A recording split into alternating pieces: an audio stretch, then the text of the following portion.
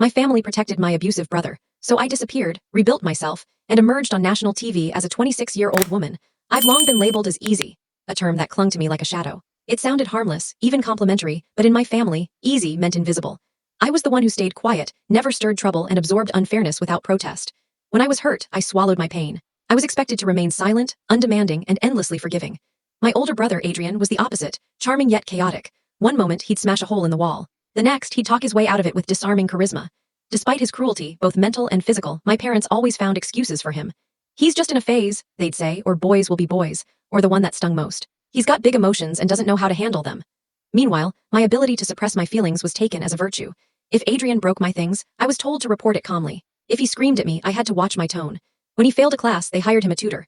When I excelled, I got a nod, nothing more, no warmth, no praise, just the assumption I'd keep performing in silence. Their mantra, barked at me whenever Adrian lost control, was, be the bigger person.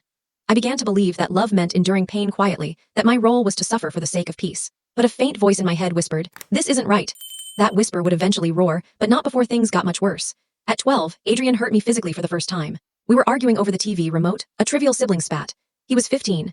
Instead of a push, he grabbed my hair and yanked me off the couch, my head hitting the floor with a dull thud. I remember the ringing in my ears and the shock. When I ran to my mother, clutching my head and crying, she sighed, don't provoke him, sweetheart, you know how he is.